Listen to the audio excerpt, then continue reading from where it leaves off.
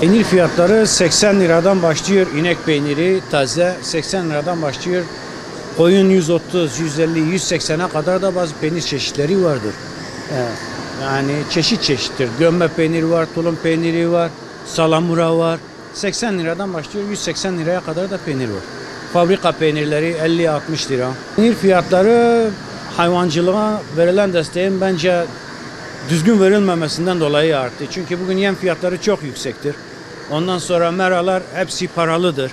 Eğer bugün hayvan beslemeyen bir insan mera onunsa, yani devlet hazinesidir ama devlet köye veriyor, köylüye veriyor. Oradaki köylü yetiştirmiyor. O merayı ne yapıyor? Paralı göçebelere veriyor, koçelere veriyor. Onlar ne yapıyor? Adam 500 bin liraya, 800 bin liraya, 1 trilyona mesela mera tutuyor. Hayvanı meraya götürüp otlatmak için. Ondan dolayı bence yanlış politikalardan dolayı peynir fiyatları yükseliyor. Başka da bir şeyden değil yani. Düşmesi için verimin artırılması lazım. Yani hayvancılığa verilen desteğin yapılması lazım. Verilen destek belki veriliyordur ama denetlenmesi lazım. Adama inek veriyor ama adamı denetlemiyor. Adam alıyor ineği 3 gün sonra kesiyor, ne yapıyor? O hayvan öylesine heba olup gidiyor. Bugün bir peynir fiyatı et fiyatını geçmişse bunda bir sıkıntı vardır. Bugün et 100 lira, 120 lira, peynir 180 lira. Tarihte görülmemiş bir şeydir yani bu. 10 kilo alan insan 2 kiloya, 1 kiloya düştü. Çünkü 1 kilo bizim bu bölgede peynir tüketimi biraz daha fazladır yani. Peynir 180 lira sadece bu peynirdir. Sadece bir peyniri 3 kahvaltıda tüketiyorsan 1 kilo peyniri, Allah yardım etsin. En az 10-15 çeşit peynirimiz var. 70-80'den başlıyor 140'a kadar peynir var. Fakat peynire gerçekten çok zam yedi. Aşırı şekilde bu sene zam yedi.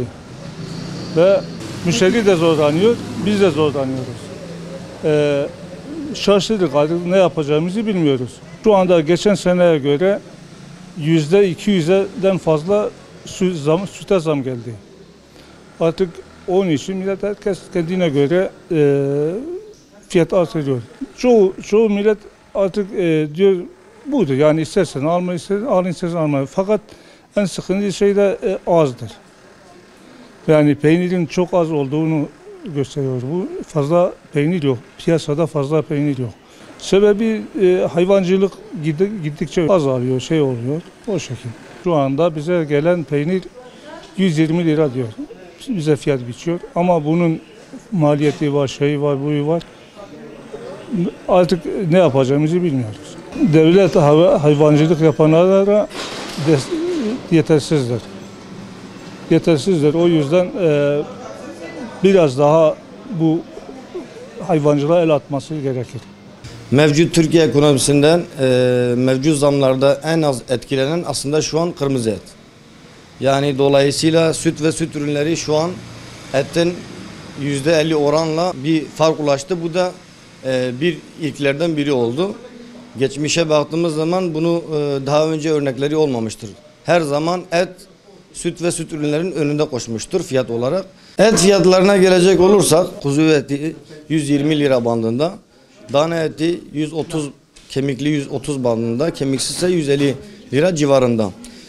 Dolayısıyla bu etin zam almaması için, süt ürünlerinin biraz fiyatını aşağı çekebilmemiz için devlet daha geçmişte daha önce örnekleri olduğu gibi yurt dışında ithal et ya da canlı hayvan sevkiyat yapması lazım. Etin fiyatının yükselmemesi için süt ve süt ürünlerinin fiyatının aşağı çekilmesi için de devlet acilen besicilere ciddi anlamda destekler sunması lazım. Geçmişte yine örnekleri var. Gübre desteği olur, geri dönüşümlü para desteği olur. Yani tam anlamıyla hibe olmasa da besicilere geçmişte olduğu gibi bir sürü örnekleri var. Destek çıkabilir. Bu anlamda hem süt ürünlerin fiyatı çekilir hem de etin zam almasının önüne geçilebilir. Besicilerimiz aslında tam anlamıyla işi bırakma noktasına gelmişler. Giderler yani girdi maliyetleri getiriyi karşılamıyor. Dolayısıyla besiciler işi bırakma noktasına gelmişler. Devlet acilen bu işe bir el etmesi lazım.